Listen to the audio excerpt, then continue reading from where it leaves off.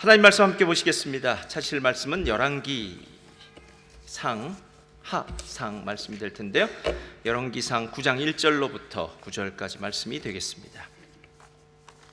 열왕기상 9장 1절로부터 9절까지 말씀 조금 긴데요, 우리 함께 보도록 하겠습니다. 열왕기상 9장 1절로부터 9절까지 말씀입니다.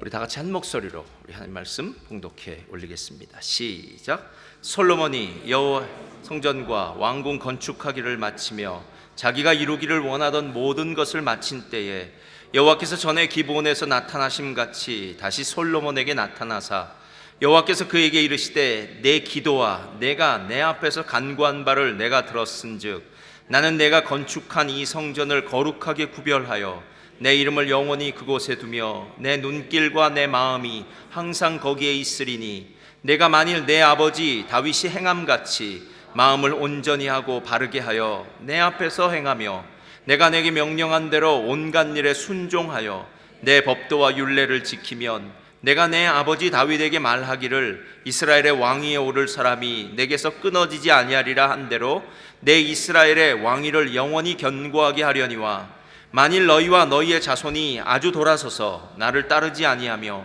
내가 너희 앞에 둔 나의 계명과 법도를 지키지 아니하고 가서 다른 신을 섬겨 그것을 경배하면 내가 이스라엘을 내가 그들에게 준 땅에서 끊어버릴 것이요 그 내 이름을 위하여 내가 거룩하게 구별한 이 성전이라도 내 앞에서 던져버리리니 이스라엘은 모든 민족 가운데에서 속담거리와 이야기거리가 될 것이며 이 성전은 높을지라도 지나가는 자마다 놀라며 비웃어 이르되 여호와께서 무슨 까닭으로 이 땅과 이 성전에 이같이 행하셨는고 하면 대답하기를 그들이 그들의 조상들을 애굽 땅에서 인도하여 내신 그들의 하나님 여호와를 버리고 다른 신을 따라가서 그를 경배하여 섬김으로 여호와께서 이 모든 재앙을 그들에게 내리심이라 하니라 하셨더라. 아멘.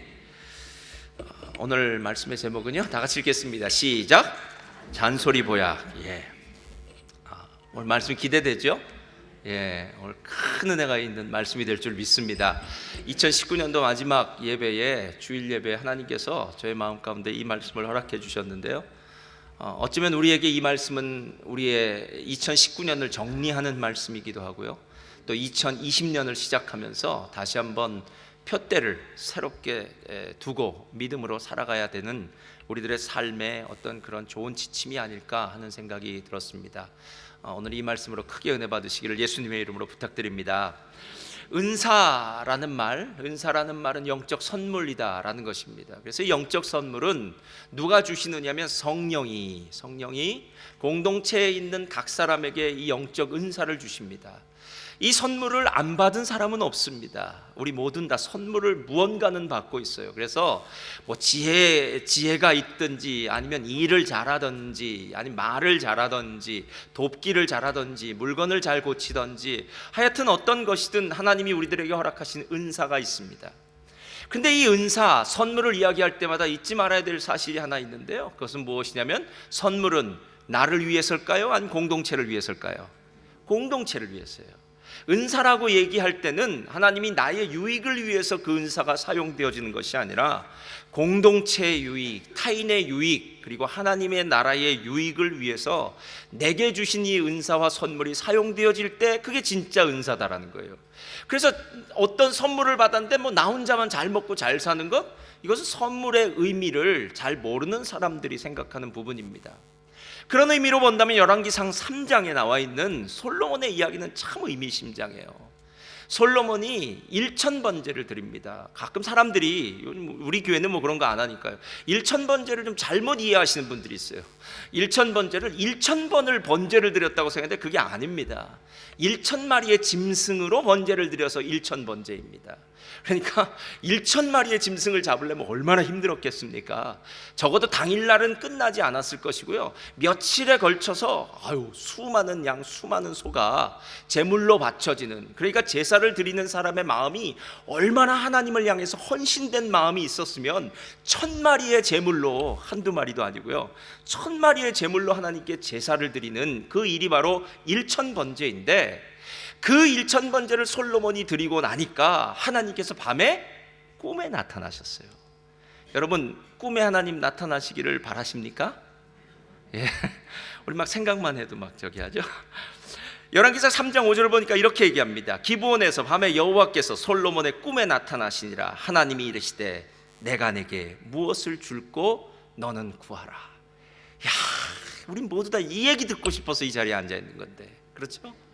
하나님, 저한테도 한마디만 해주세요. 그럼 제가 딱 준비하고 있다가 탁 하고 던지겠습니다. 여러분, 우리 모두는 이 이야기 듣고 싶어 합니다. 이 이야기요.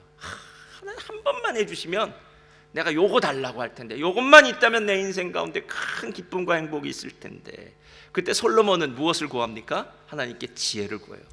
하나님, 전 아직 어린아이 같습니다. 작은 아이라고 얘기해요. 본인 일컬어. 난 어린아이 같습니다. 이 하나님의 백성은 정말 많아서 이 하나님의 백성을 제가 선악간에 판단하고 재판관이 되는 거, 아이고 제 능력 아닙니다. 하나님, 저에게 선악을 분별할 수 있는 지혜를 주십시오 라고 얘기해요. 근데 그 지혜를 달라는 그 이야기를 하나님이 기뻐하셨을까요? 화를 내셨을까요? 아주 기뻐하세요. 야, 정말 너 내 마음에 든다. 네가 네 자신을 위해서 부와 기와 뭐 금과 은과 뭐 명예와 뭐 대적들 원수들의 목숨 이런 거 구하지 않고 나에게 지혜를 구했으니 내가 이 지혜에 덧붙여서 너에게 부와 기와 영광도 주리라. 할렐루야. 너무 잘 아신 얘기죠. 예. 그래서 금도끼 은도끼가 나온 얘기입니다. 예. 이 도끼가 네 도끼냐? 아닙니다.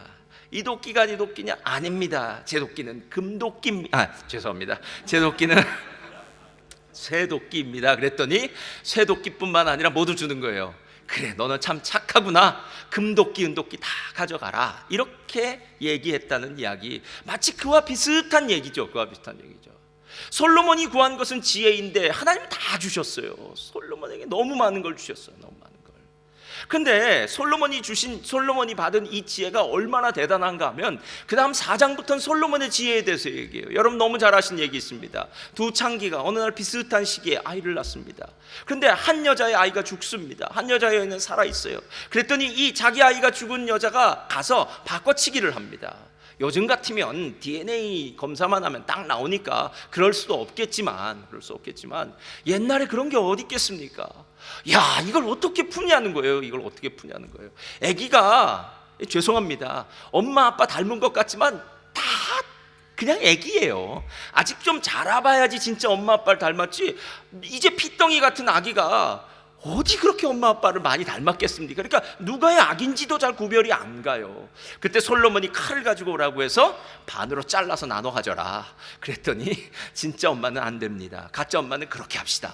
이 가짜는 딱 티가 나요. 예, 가짜는 내 것도 네 것도 아니니까 네 인생도 좀 어려움을 당해봐라 해서 자릅시다 라고 했더니 저게 가짜다 이렇게 하고 진짜 엄마에게 아기를 주었다는 얘기, 얼마나 소문이 많이 났겠습니까?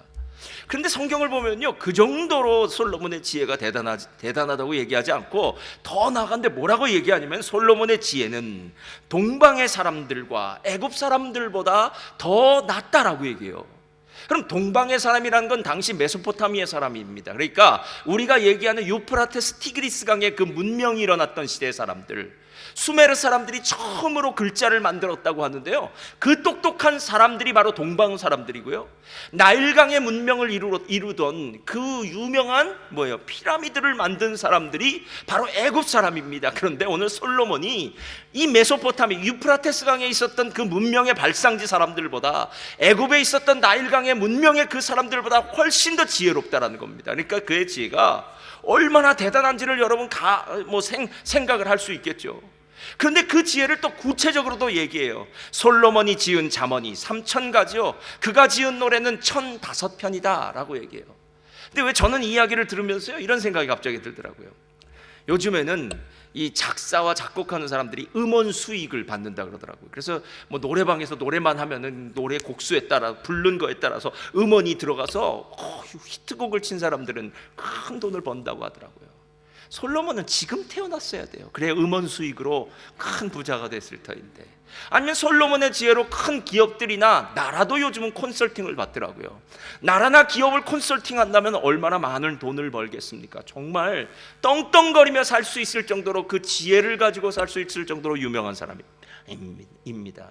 근데 거기서 끝나지 않고요, 그에 대해서 이런 식으로 또 묘사하고 있어요. 그는 식물이면 식물, 동물이면 동물, 그리고 물고기면 물고기, 이런 짐승들까지도 이 짐승들에 대한 대백과 사전처럼 온갖 지식을 갖고 있는 자였다. 마치 첫사람 아담이 에덴 동산에서 동물들과 함께 있으면서 에덴 동산의 모든 것들의 동물들의 이름을 짓고 모든 것들을 다 다스리고 정복했듯이, 솔로몬은 첫 번째 사람인 아담이 가졌던 모든 지혜를 다 가지고 있는 사람 같은 사람, 정말 대단한 사람입니다. 그런데 한번 여러분, 제가 처음에 얘기했던 거 기억나세요? 하나님이 주신 은사는 누구를 위해서 사용되어져야 된다고요? 이웃과 공동체 하나님의 나라예요. 그럼 우리는 이런 기대를 하게 됩니다. 그렇지, 솔로몬이 하나님으로부터 지혜의 은사, 지혜의 선물을 받았다면 이 지혜의 선물은 반드시 누구를 위해서? 하나님을 위해서, 이웃을 위해서 사용되어져야지, 자신의 유익을 구치 말고 공동체의 유익을 구해야지 라는 생각이 들어가는 거예요. 그런데 오늘 하나님의 지혜로 솔로몬이 진짜 해야 될 일이 있었어요. 다른 많은 것보다 누구도 하지 못한 일. 광야에서 모세는 성막이라는 텐트를 만들긴 했지만 이 정도가 아닌 하나님의 집을 짓는 사람은 바로 솔로몬이어야 되는데, 바로 솔로몬은 그 일을 위해서 하나님이 지혜를 주셨고요, 성전을 건축한 것은 바로 솔로몬이 한 일입니다. 근데 그 이야기가 열왕기상 6장 38절에 나와요. 이렇게 한번 볼까요? 다 같이 읽겠습니다. 시작. 11째 해 불월 곧 8째 달에 그 설계와 식양대로 성전 건축이 다 끝났으니 솔로몬이, 자, 몇 년 동안 성전을 건축했다고요? 7이라는 숫자는 완벽한 숫자니까요. 그가 하나님 앞에 정말 아름다운 성전, 당대의 어떤 이방의 성전도 비교할 수 없는, 그 안은 모두 금으로, 정금으로 깔려있는 그 성전을 만들었다라고 얘기해. 7년 동안요. 근데 이렇게 성전을 만들었다라고 얘기가 끝나고 나면 무슨 생각이 우리가 드냐 하면요, 이런 생각이, 이제 성전을 만들었으니까 그 안에 기명들을 채우고 또 성전에서 제사를 드리고 해야겠다라는 생각이 드는데, 6장 38절 다음에 7장 1절은 전혀 다른 얘기가 시작돼요. 7장 1절 다 같이 읽겠습니다. 시작. 솔로몬이 자기의 왕궁을 13년 동안 건축하여 그 전부를 준공하여. 아니, 성전 끝난 얘기가 끝나기도 전에 끝났다는 얘기만 해놓고 그 다음에 자기 왕궁을 지었는데, 성전은 7년 동안 만들었다면 자기 왕궁은 몇 년 동안 만들었다고요? 13년. 근데 그 밑으로 가보면은요, 왕궁의 규모가 나오는데 왕궁의 규모는 성전보다 딱 2배로 만들었어요. 그러니까 자기 왕궁을 훨씬 더 크게 만들었어요. 그런데 큰 정도가 아니에요. 7장 10절 한번 펴주세요. 이렇게 얘기합니다. 그 초석은, 이건 왕궁의 초석입니다. 귀하고 큰 돌, 곧 10규빗 되는 돌과 8규빗 되는 돌이라. 그 위에는 크기대로 다듬은 귀한 돌도 있고 백향목도 있으며, 또 큰 뜰 주위에는 다듬은 돌 3켜와 백향목 두꺼운 판자 1켜를 놓았으니, 그 다음 나같이 읽겠습니다. 시작. 마치 여호와의 성전 안뜰과 주랑에, 좀 이상하지 않아요, 여러분? 어떻게 하나님의 성전을 짓는 것과 똑같은 재료를 가지고 자기 왕궁을 짓고, 똑같은 재료뿐만 아니라 크기는 2배로 불려놓고요, 게다가 성전에서 쓰는 건 당연히 그랬겠지만 자기 왕궁에 쓰이는 돌이나 이런 돌에 대해서 얘기를 할 때 그 초석은 귀하고 큰 돌이다, 귀한 것들. 그리고 나중에는 아예 이렇게 얘기해요. 야, 그 솔로몬의 왕궁은 아예 여호와의 전내에 있는 뜰 같았어. 야, 여호와의 성전에 완전 복사판이야. 근데 더 커. 이렇게 얘기하는 거예요. 한국 사람들이 한국에서 하는 말들, 유행어 중에 갑분싸라는 말이 있습니다. 갑자기 분위기가 싸해졌어요. 아니, 지금 성전을 완공한 건데요. 가끔 목회하면서 가장 힘든 게 무엇이냐고 묻는다면요, 목회는 2가지가 제일 힘들어요. 하나는 임직하는 거, 사람 세우는 거예요. 2번째는 성전 건축하는 게 제일 힘들어요. 성전 건축이요. 왜 성전 건축하는 게 힘드냐면, 대개 목사님들이 이렇게 얘기하세요. 성전을 건축할 때 한 20% 정도는 나간대요. 왜냐하면 부담스러우니까, 성전 건축하니까 부담. 그래서 이제 정말 열심히 짓죠. 눈물을 흘리면서 성도님들 헌금하면서 열심히 져요. 근데 또 다 지어놓고 나면 또 20%가 돌아온대요. 그러니까 그만큼 힘들다는 거예요. 그만큼 힘들다는 거예요. 책임지는 게 힘들고 많은 물질이 들어가는 게 힘들고, 아니 7년 동안 지은 이 성전, 이 얼마나 대단한 성전, 야, 나 같으면 정말 이 성전을 딱 만들고 난 다음에 하나님 감사합니다, 우리 애가 드디어 하나님의 집이 생겼습니다, 뭐 이렇게 돼야 될 것 같은데, 말이 이상한 거예요. 오늘 열왕기를 기록하고 있는 열왕기 기자가 뭐라고 얘기하냐면 성전 지은 거 지었다. 근데 성전과 함께 옆에 더 큰 왕궁을 지은 것이야 라고 얘기하면서 우리들의 마음이 왠지 이상한데? 하나님이 주신 지혜로, 하나님이 주신 많은 재물로, 물질로 분명히 하나님의 것들을 만들어야 되는데 솔로몬이 조금 이상해지는 것 같아? 라는 생각이 들기 시작하다는 거예요. 가끔 사람들 중에 저도 그랬고 누구도 그랬고 그랬겠죠. 목사님, 제가 사업이 잘 되면 그 다음에 하나님 일 하겠습니다. 목사님, 제가 기도 제목이 있는데 이것만 응답해 주시고 여건이 좋아지면 제가 주의 일 감당하겠습니다. 여러분, 이런 소리는 주변에서 하도 많이 들었어요. 저도 하고 저도 듣고 했습니다. 근데 막상 기도가 응답되고 하나님이 내게 무엇인가를 주셨을 때, 그때 과연 내가 그 초심을 가지고 주님의 일들을 계속 감당할까? 아니면 분명히 그것들은 하나님이 내게 주신 것인데 하나님이 내게 주신 그것을 가지고 나의 유익을 위해서 살고 있는가? 그럼 가끔 우리가 하나님에 대해서 착각할 때가 있어요. 신명기를 보면은 하나님이 우리에게 이렇게 하나님을 사랑하라고 얘기합니다. 저를 따라하시기 바랍니다. 너는, 자 크게, 너는 마음을 다하고 뜻을 다하고 성품을 다하고 힘을 다하여 주 너의 하나님을, 그 다음엔요, 사랑하라. 여러분, 하나님은 우리에게 어떤 일부분을 원하시는 분 아닙니다. 여러분이 만약에 그 정도로 하나님을 믿는다고 생각하면 착각이에요. 하나님이 우리에게 주신 것은 최고의 선물을 주셨어요. 세상에 아무리 누가 사랑스럽고 좋다고 해도 자기 아들을 죽여서 선물로 주는 사람은 없어요, 여러분. 하나님은 다른 어떤 것보다도 가장 귀한 자기 아들 독생자 예수 그리스도를 우리를 살리기 위해서 선물로 주셨어요. 그런데 하나님이 그 선물을 주시면서 우리에게도 똑같이 얘기하는 거예요. 나는 네가 나한테 주는 애따, 주님 이거 받아가세요 하는 그런 정도의 것들을 원하는 게 아니야. 나는 너를 원해. 네가 마음을 다하고 힘을 다하고 성품을 다하고 뜻을 다하여 나를 사랑하기를 진짜 원해 라고 얘기하는 거예요. 어느 남편이 월요일 날 회사를 나가면서 이렇게 얘기하는 거예요. 여보 난 정말요 당신을 사랑해. 그렇게 얘기를 해놓고 또 회사에 가서는 일을 사랑하고 직원들을 사랑하고 아내는 까맣게 잊어버리고, 그럼 열심히 사랑하다가 이제 끝나고 나서 또 집에 와요. 집에 오니까 또 얘기합니다. 여보 난 정말 당신을 사랑해. 그러나 회사에서는 당신 생각을 한 번도 하지 않았어. 여러분, 이런 남편이 있다면은요, 아이고 이혼감이죠. 요즘은 이혼감이죠. 여보, 회사에서 일할 때도 내 생각해야 돼. 할렐루야. 맞나요? 틀리나요? 예? 아닌가? 예? 여러분, 여기 청년들 연애할 때 보면 밤에 정말 내 꿈 꿔. 꿈이 악몽이 될 수도 있어요. 꿈에까지 나타나서 힘들면 어떡하겠어요, 여러분. 근데 원하는 게 뭐냐면요, 나는 당신의 마음속에서 한순간도 잊혀진 존재가 되고 싶지 않아. 나는 정말 당신의 사랑의 대상이 되고 싶어 라는 말이 지금 하나님이 하시는 얘기예요.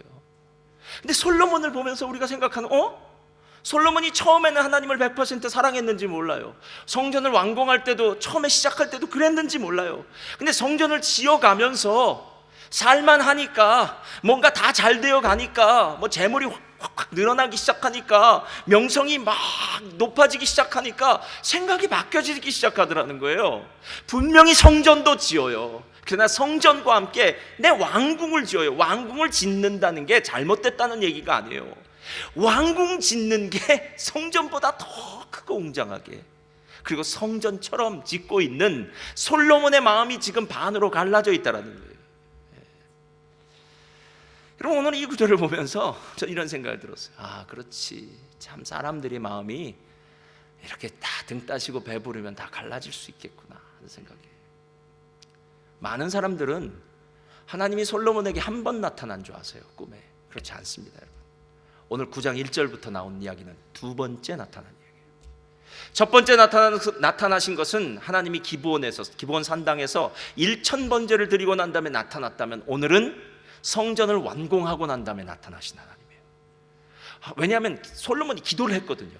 하나님, 이 전을 놓고 7가지로 기도한대요. 만약에 적들이 쳐들어왔을 때 이 전에서 기도하면 적들을 물리쳐 주옵소서. 만약에 우리가 적들에게 잡혀서 포로로 잡혀가서 이 예루살렘 성전을 향하여 기도하면 하나님 우리를 회복시켜 주옵소서. 할렐루야. 이런 얘기. 만약 우리에게 깐부기 재앙이 들고 흉년이 오고 이렇게 됐을 때 이 성전에서 기도하면 하나님 비를 내려 주옵소서. 이런 게 7가지를 기도해요. 그리고 난 다음에 하나님이 성전이 완공되고 난 다음에 두 번째 나타나세요. 두 번째. 근데 두 번째 나타나서 1절 2절에 뭐라고 한줄 아세요? 한번 펴세요. 다 같이 읽겠습니다. 시작. 솔로몬이 여호와의 성전과 건축하기를 마치며 자기가 이루기를 원하던 모든 것을 마친 때에 여호와께서 성전의 기브온에서 나타나심 같이 다시 솔로몬에서 나타났다라고 얘기해요. 그런데 이번에 나타났는데 우리가 생각하기에는 하나님이 이런 얘기 해주실 것 같아요. 솔로몬, 너 성전 짓느라고 정말 수고했다. 우리 식으로 본다면 올해 셀리더 하느라고 참 수고했어요.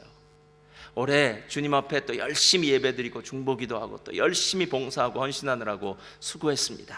이렇게 얘기하고 해줄 것 같은데 그 다음부터는 그렇지가 않아요. 솔로몬, 네가 기도한 대로 내가 이 전에 있을 거야. 내가 기도한 대로 내가 이전에 영원히 있을게. 대신 조건이 하나 있다. 만약에 네가 내 아비 다윗의 길로 행한다면, 내 아비 다윗처럼 하나님의 말씀과 명령을 지킨다면 내가 이전에 계속 있을 거야. 그런데 만약 내가 하나님의 말씀을, 율법과 말씀을 지키지 않고 너에게 준 이 선물을 너만을 위해서 유익하게 사용하기 시작하고 이기적으로 살기 시작하면 네가 지금 지은 이 성전이라도 내가 버릴 거야 라고 하는 얘기예요. 아니, 지금 우리 식 같으면은요, 성전을 다 건축하고 헌당 예배를 드리고 있는데, 헌당 예배를 드리고 있는 날 어느 목사님이 딱 나와서 축하 메시지를 준다고 이렇게 얘기하는 거예요. 여러분 수고하셨습니다. 여러분이 지은 이 성전에서 여러분 예배드리면서 하나님 만날 것입니다. 거기까지 얘기하고 그 다음부터 이렇게 얘기하는. 그런데 여러분 그거 아십니까? 만약에 여러분들이 이 자리에서 예배드리지 않는다면, 기도하지 않는다면, 하나님을 찾지 않는다면 하나님이 이 성전을 부숴버릴 수도 있습니다. 하나님이 이 성전을 모든 사람의 속담거리, 이야기거리, 비방거리, 정말 우스개 장소로 만들 수도 있습니다 라고 얘기했다면 여러분 그 목사님을 향해서 뭐라고 말씀하시겠습니까? 요즘은 세상이 교회를 더 걱정하는 시대 아닙니까? 예? 도대체 교회 안에서 일어나는 일들을 보면 이게 말도 안 되는 일들이 벌어지는데, 세상 사람들이 손가락질하고 있는 교회가 너무나도 많은데, 여러분 그 교회에 지금 하나님이 계십니까? 안 계십니까? 예? 정말로 하나님의 뜻대로 산다면 그 교회 안에 하나님의 영광이 가득 차서 사람들이 맞아, 저기 하나님의 영광이 거하시는 곳이야. 야, 성전을 향해서 기도하면 하나님이 들어주신다더라. 야, 그리스도인들 함부로 건드리지 마. 이런 얘기했을 텐데 오늘 하나님께서 그 성전을 놓고요 정말 무시무시한 이야기를 하세요. 그래서 제가 다시 한번 읽어볼게요. 이렇게 뒤에 얘기해요. 7절부터. 내가 이스라엘을 내가 그들에게 준 땅에서 끊어버릴 것이요, 내 이름을 위하여 내가 거룩하게 구별한 이 성전이라도 내 앞에서 던져버리리니 이스라엘은 모든 민족 가운데서 속담거리와 이야기거리가 될 것이며, 이 성전이 높을지라도 지나가는 자마다 놀라며 비웃어 이르되 여호와께서 무슨 까닭으로 이 땅과 이 성전에 이같이 행하셨는고 하리라.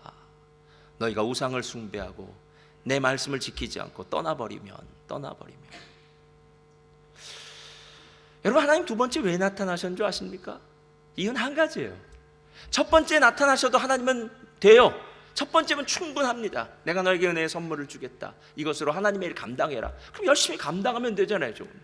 근데 어느 사이엔가 솔로몬의 마음에 바이러스가 끼기 시작했어요. 꼭 우리가 컴퓨터 하면 컴퓨터 늦어진다고 얘기하잖아요. 컴퓨터 속도가 늦어지기 시작했어요. 왠지 처음에는 퓨어 골드였는데 서서히 이상한 것들이 끼기 시작했어요. 솔로몬의 하나님을 사랑하는 그 마음, 온전했던 그 마음 가운데 자꾸 세상이 들어오기 시작했어요. 그래서 왕궁을 더 크게 짓고 하니까 하나님이 두 번째 나타나신 거예요. 여러분, 저는 오늘 이 구절을 보다가요, 하나님이 어떤 분으로 생각되냐면 마치 잔소리를 하는 엄마 같은 모습의 하나님이 느껴지더라고요. 여러분, 가끔 자녀들에게 엄마가, 아빠도 그렇게 얘기하는 집도 있더라고요, 요즘은. 근데 엄마들이 되게 얘기해요. 야, 선생님 말씀 잘 들어. 야, 차 길 조심해라. 친구들과 싸우지 마라. 공부 열심히 해라. 또 특별히 남자애들한테는 컴퓨터 그만해라. 게임 그만해라. 밤늦게 다니지 말아라. 이렇게 얘기하면 자녀들이 뭐라고 하는지 아세요? 엄마 좀, 그렇게 얘기하지 않나요? 아주 이제 귀에 못이 박힐 것 같아. 내가 이래서 18살 되면 빨리 독립해야 되는데. 속으로. 겉으로 했다 또 얻어 맞으니까. 속으로. 여러분, 그렇지 않나요? 오늘 하나님을 향해서 우리도 똑같이 얘기해요. 제가 솔로몬이었답니다. 하나님, 이 좋은 날 왜 초치세요? 지금 여기 모인 사람들이 왜 모였는 줄 아세요? 하나님, 이 성전 보러 온 겁니다. 성전 보러요. 나중에 솔로몬 성전이 완전히 무너져 버리고 회파하고요, 두 번째 스룹바벨 성전을 지었어요. 근데 스룹바벨 성전은 너무 초라해요. 그 스룹바벨 성전을 짓고 나니까 처음 솔로몬 성전을 보았던 노인들이 울기 시작해요. 솔로몬 성전은 너무 아름다웠는데. 여러분, 요즘 예전엔 그랬어요. 예전에 63빌딩, 시골에 오면 꼭 63빌딩이란 유람선 타시고 63빌딩 올라가서 뷔페 먹고 그리고 유람선 타고 이렇게 다녀요. 서울대공원 한번 가시고. 그러니까 시골에 있었던 그 당시의 사람들이 예루살렘에 와서 예루살렘 성전, 금으로 반짝반짝 빛나는 성전을 볼 때 도대체 어떤 마음을 가졌겠냐는 거예요. 정말 눈이 황홀한 거죠. 눈이 황홀. 이게 뭐야? 세상 이런 일이 있을 수 있어? 하나님, 지금 좋은 날이에요. 성전을 건축한 날이에요. 그냥 좋은 얘기 한번 해주시고 마시면 되지 않을까요? 근데 꼭 이런 날 하나님께서 이런 얘기 꼭 하시고 싶으세요? 제가 솔로몬이었다면 하나님께 이런 말도 혹시 했을지 몰라요. 하나님, 제 걱정 너무 하지 마세요. 제가 누군지 아세요? 이 성전 지은 사람입니다. 제가 하나님 뜻대로 이 성전 아름답게 다 지어놨잖아요. 하나님, 이제 제가 할 일은 제가 알아서 할 테니까 하나님 저한테 이래라 저래라 하지 마세요. 하나님 좀 가만 내버려 두세요. 저를 좀.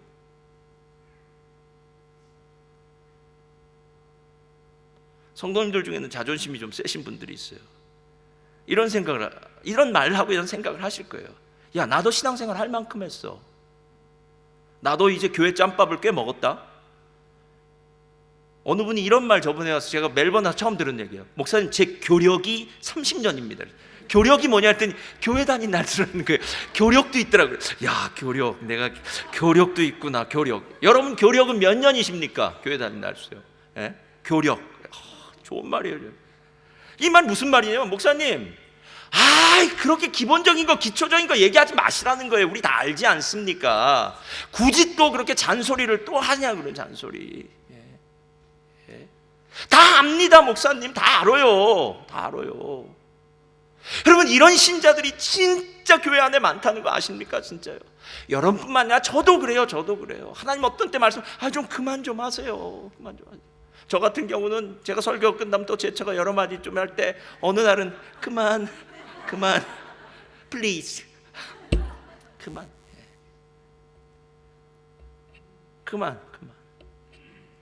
여러분, 오늘 2019년도 마지막 주일 설교 제목이 뭔지 기억나십니까? 좀 전에 했던 거니까 기억나죠? 오늘이 제목은요, 잔소리 보약이에요.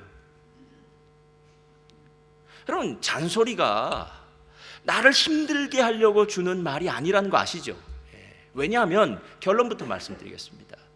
오늘 솔로몬에게 두 번째 나타나서 하나님 말씀하셨어요. 너 내 말대로 행하면 내가 계속 이 전에 머물러 있고 너에게 복 줄 거야. 그러나 만약에 내가 우상을 숭배하고 이 길에서 떠나면 내가 이거 완전히 무너뜨려 버릴 거야. 자, 결과가 무엇입니까? 솔로몬이 하나님의 말씀대로 살았나요? 아니면 우상을 숭배했나요? 우상 숭배하지 않았습니까? 솔로몬은 그렇게 똑똑하고 지혜롭다고 하는 사람인데도요, 자기 앞날을 몰랐어요. 여러분, 솔로몬도 자기 앞날을 모르는데 저와 여러분이 알겠습니까? 우리가 잘나면 얼마나 잘났겠습니까? 하나님이 지금 나를 붙들어 주셨으니까 지금 내가 이 자리에 있는 거죠. 하나님이 우리의 마음 한번 싹 삐끗하게 하면은요, 주일날 교회도 안 나옵니다. 여러분, 하나님 떠나는 거 순식간입니다. 여러분, 정말 하나님이 도와주셔서 우리를 교회에 붙여놨고요, 이리저리 연약함 허락하셔서 주님 아니면 살 수 없게 하셔서 할렐루야. 우리 다 연약한 자들이에요, 여러분. 연약한 자들이. 그래서 하나님 앞에 나온 거 아닙니까? 예? 정말로 오늘 하나님이 잔소리를 할 때마다 우리가 하나님 그만요, 그만요, 나 다 알아요. 기도하라는 말, 말씀 보라는 말, 또 우리 교회 같으면 매일 성경 매일 사라는 말, 압니다. 그 말 안 해도 나 잘해요 하나님 라고 얘기하는 여러분들, 여러분과 솔로몬의 다른 점이 무엇입니까? 라고 묻는다면 여러분 뭐라고 대답하시겠습니까? 여러분 솔로몬과 똑같지 않습니까? 예? 솔로몬이 지금 죄 짓는 상태가 아니에요. 죄는 앞으로 질 겁니다. 왜냐하면 솔로몬이 그렇게 하나님이 주신 지혜로 부와 기회를 많이 쌓고요, 부인이 1000명이나 됐는데 다 이방 동네에서 온 부인들이에요. 이방 동네에서 온 부인들이 자기의 우상들을 가지고 옵니다. 그러면 그 우상들을 안치할, 우상을 가져오니까 안치할 성전을 하나씩 만들어줬어요. 그러니까 예루살렘은 완전히 우상 동네가 돼버렸어요. 우상 동네가요. 그리고 난 다음에 젊었을 때는 솔로몬이 그러지 않았는데 조금 힘이 떨어지니까, 남자는 한 50, 60 이때면 힘 떨어지잖아요. 힘 떨어지니까 자기 부인들 쫓아가기 시작한 거예요. 오늘은 바알신, 오늘은 아세라신, 오늘은 마르둑신, 오늘은 무슨 신. 여러분 이런 식으로 살다가 하나님 앞에 심판받은 겁니다. 그리고 솔로몬이 죽자마자 나라는 둘로 딱 갈라져 버리고.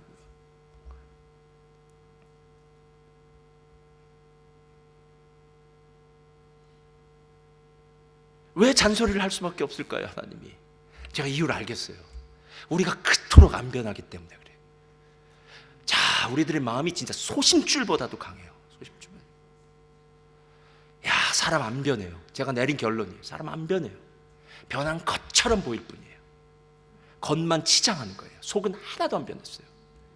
불순종하는 그 마음이 하나도 변하지 않고, 교만한 그 마음이 하나도 변하지 않고, 자기 자랑하는 그 마음이 하나도 변하지 않고, 겉은 분명히 무엇인가를 살짝 덮어놨는데 안엔 똑같아요. 여러분 하나님이 지금 그 마음으로 솔로몬에게 얘기하고 있는 거예요. 솔로몬, 너 지금 잘 나가지? 그냥 내가 널 알아. 너 지금 잘 나가는 거 아무것도 아니야. 나 조금 지나면 이런 일들이 있을 거야. 그때 내 말을 기억해라. 여러분 잔소리 보약은 두 가지 특징이 있더라고요. 왜 잔소리 보약인 줄 아십니까? 저는 이 구절을 보면, 이 부분을 보면서요, 이게 하나님 진짜 은혜야라는 생각이 들었어요. 자, 첫 번째 펴주세요. 다 같이 읽겠습니다. 시작. 잔소리는 맞나요, 틀리나요? 맞죠? 여러분 셀원들이나 아닌 다른 사람들, 친구들이나 교회에서 만난 사람한테 어느 날 쓴소리를 좀 해보세요. 안 하시겠지만 아마 개인적으로 쓴소리는 아니지만 좀 기분 나쁜 소리, 그 사람이 잘못된 소리를 한번 살짝 던져보세요. 그럼 벌써 얼굴이 싹 달라져요. 그러면 그 다음 주부터 절대로 그 사람한테 그 얘기 안 합니다. 그렇죠? 그래도 집사님이 가까우니까 집사님 좀 얘기 좀 해주세요. 그러면 목사님, 내가 그 사람하고 척칠 일 있습니까? 예. 받지도 않는 얘기 제가 왜 합니까? 이렇게 얘기해요. 여러분 우린 살아가면서 배웠어요. 그 말을 받을 만한 준비가 안 된 사람한테 말을 던지는 건 바보 중에 상바보예요. 이건 아예 관계를 깨려고 작정하는 거예요. 그래서 교회 안에 보면요, 웬만하면 서로 말 안 하고 다 지나는 거예요. 그러니까 정말 이 부분만 참 고쳤으면 좋겠는데, 이 부분만 했으면 좋겠는데 하는 말을 정말 해주고 싶은데, 그럼 누구나 마찬가지겠죠. 이 사람에게도 해주고 나는 또 받아야 되고 다 해주고 싶은데 말을 못하는 거예요. 대충 주일날 만나서 좋은 얼굴로 보는 거예요. 예. 그리고 난 다음에 속에 가서 뒤에 가서는 뒷담화 하겠죠 아마. 여러분 그렇지 않을까요? 그거 알아? 집사님? 어느 집사님은 이렇잖아 라고 얘기해요. 여러분 정말 뒤에 가서 말하지 마세요. 정말 뒤에 가서 말하지 마세요. 예. 하나님이 들으십니다. 하나님 들으세요. 예, 하나님 들으세요. 오늘 이 얘기예요. 그렇게 사람들은요 말을 안 한다는 거예요. 잔소리를. 근데 잔소리를 누가 제일 많이 하냐 봤더니 엄마가 많이 하더라고요. 아빠가 아니라. 누가 더 사랑한다는 얘기예요? 엄마. 그렇죠?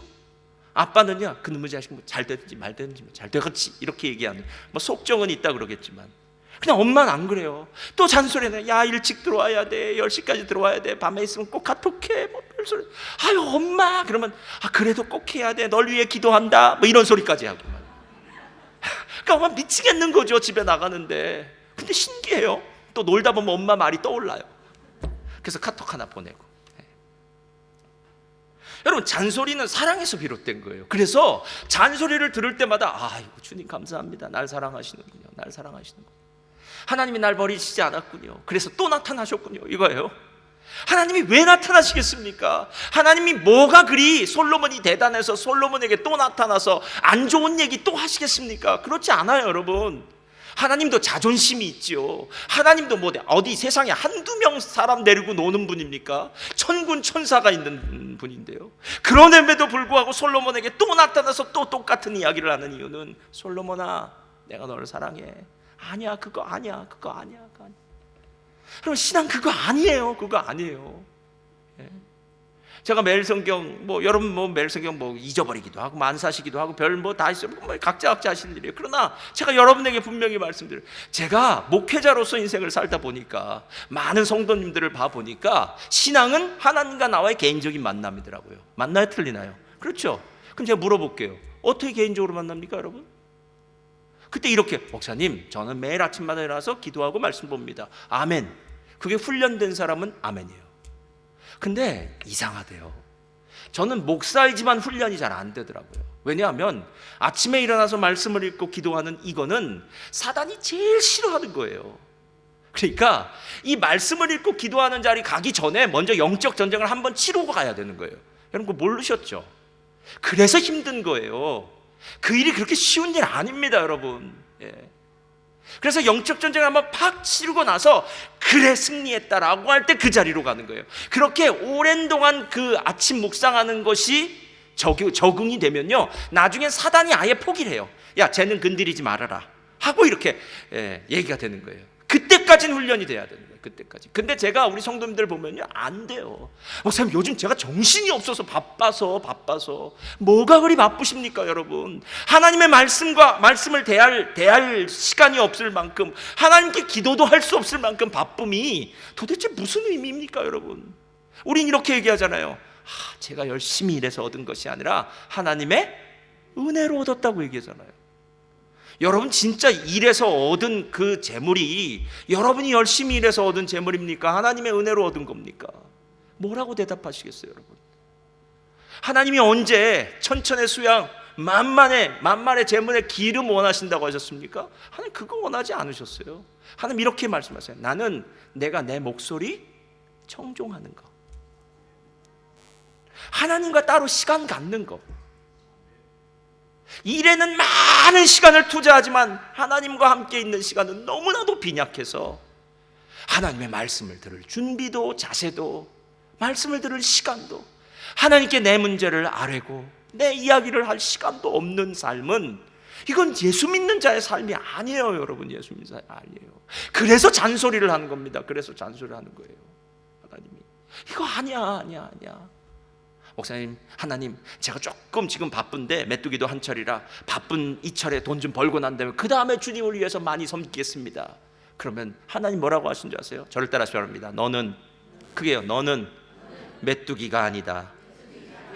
메뚜기가 아니에요. 우린 메뚜기 아니에요, 여러분. 언제 우린 메뚜기라고 합니까? 그건 이스라엘 백성들이 가나안 땅에 있는 아낙 자손들 보고, 아이고 모세시여, 저 아낙 자손들은 장대처럼 키가 크고 그들이 보기에 우리는 메뚜기 같습니다 할 때 쓰는 말이에요. 우린 메뚜기 아니에요, 여러분. 우린 하나님의 귀한 창조물이에요. 온 세상을 다스릴 하나님의 부왕, 하나님의 자녀들인 줄 믿습니다. 그럼 그거 아닙니까, 진짜? 그래서 하나님의 사랑을 느껴야 돼요. 목사님이 또 무슨 말을 하면은요, 그래, 하나님이 목사님을 통해서 나에게 말씀하시는구나, 하나님이 또 하나님 말씀하시는구나, 야, 정말 입에 쓴 약이 몸에 좋은 거라고, 야, 맞아, 하나님의 말씀은 내게 가끔 쓰긴 하지만 그래도 나에겐 양약이 될 거야. 할렐루야, 아멘. 하나님 제 마음을 바꿔주시고 믿음대로 살게 하여 주옵소서. 할렐루야. 그래서 제가 저번에 얘기했잖아요.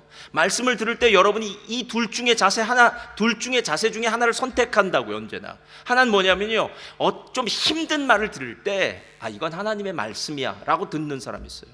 이건 하나님의 사람들이에요. 그런데 하나님의 말씀을 들을 때 이거 또 나 까려고 하는구나 한다면 이건 하나님의 음성이 아니에요, 여러분. 목사는 아무도 까지 않습니다. 하나님도 아무도 까지 않습니다. 왜 깝니까? 말 안 해버리면 그만인데요. 그럼 자기 마음대로 살다 갈 텐데요. 또 잔소리가 나온 이유는 하나님이 사랑하기 때문에 그래요. 그래서 교회, 사도 바울이 편지를 보낸 교회 중에 제일 문제가 많은 교회가 고린도 교회예요. 얼마나 문제가 많은지 몰라요. 정말 말로 할 수 없는, 영영할 수 없는, 성도끼리 소송을, 법정에서 소송을 걸어서 싸우지를 않나, 자기 계모의 아내를 부인으로 삼지를 않나, 온갖 종류의 싸움, 빈부의 싸움이 있지를 않나, 온갖 종류의 싸움이 다 벌어졌어요.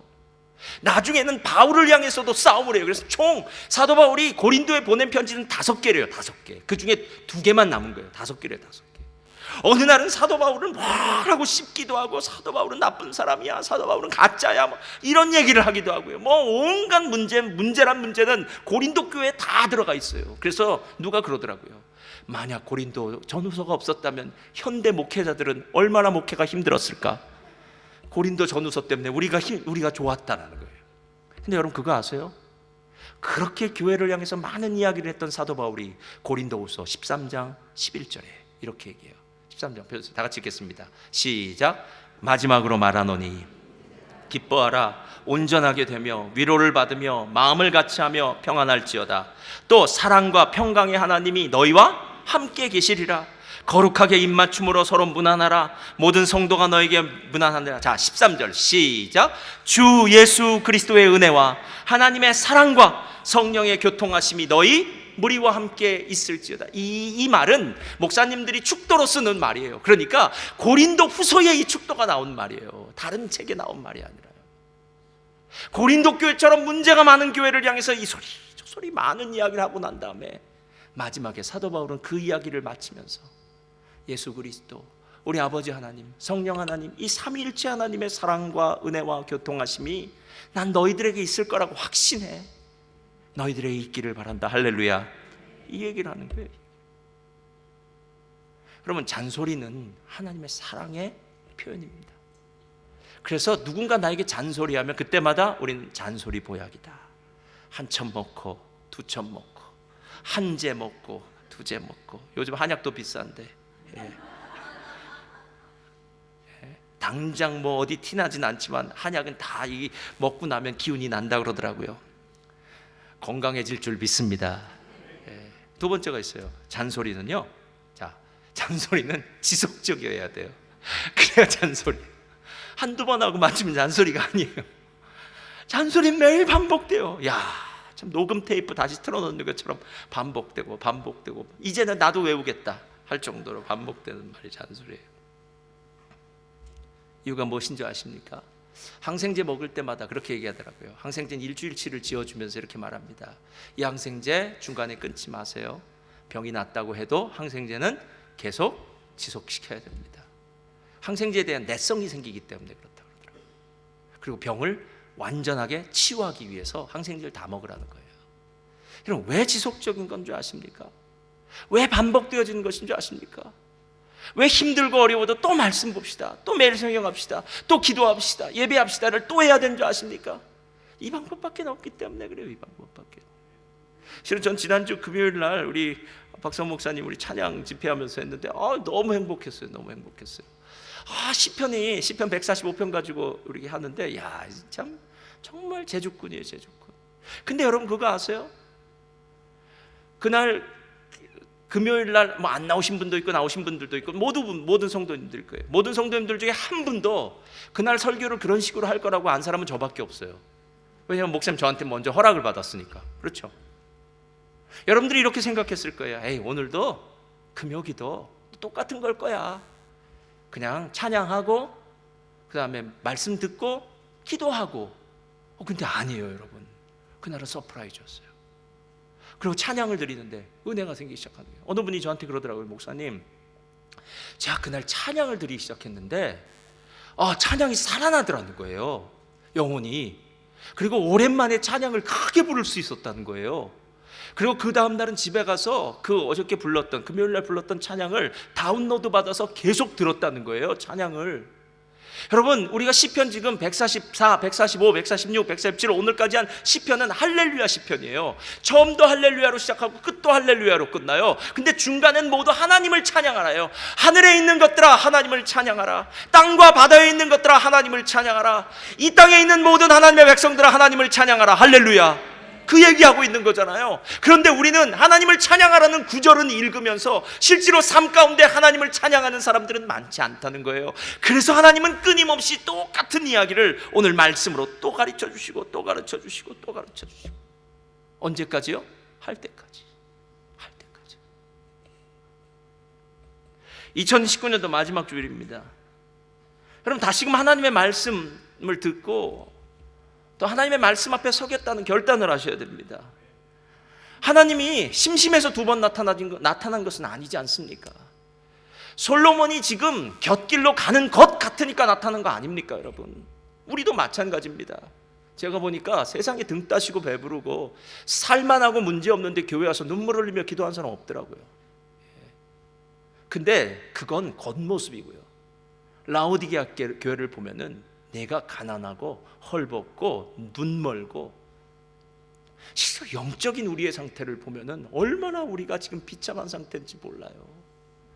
하나님이 내게 그 많은 선물을 주셨는데 내가 다른 사람을 위해서 사용하고 있을까? 하나님 나라를 위해서? 나의 시간이 지금 1분 1초가 막 지나가고 있는데 하나님 나라를 위해서 내가 지금 무슨 일을 하고 있을까? 여러분, 진짜 영적인 눈이 한번 띄어져서 하나님 나라를 한번 살펴보세요. 세상과는 다른 관점 아니겠습니까? 하나님이 오늘 나타나셔서 잔소리 보약을 주십니다. 우린 솔로몬을 보면서 이 사실을 배우게 되는 거예요. 그렇지, 솔로몬은 잔소리 보약을 받지 않았어. 그래서 그의 인생의 마지막이 그렇게 헛된 인생으로 지났어. 그래서 오늘 2019년 12월 29일 마지막 주일에 모인 저와 여러분, 만약에 오늘 이 하나님의 잔소리 보약을 한번 내가 듣고 솔로몬에게 2번째 나타난 것이 아니라 나에게 나타나신 하나님이 말씀하시면서 내가 내 말대로 내 율법대로 산다면 내가 너와 함께 있을 것이며 이곳에 영원히 거하겠다는, 복을 주시겠다는 하나님 말씀을 믿고 그대로 산다면 우리들의 삶에는, 우리들의 인생 마지막에는 하나님의 놀라운 축복이 있을 줄 믿습니다. 우리 옆에 분들과 인사 나누고 마치겠습니다. 잔소리 보약을 먹읍시다.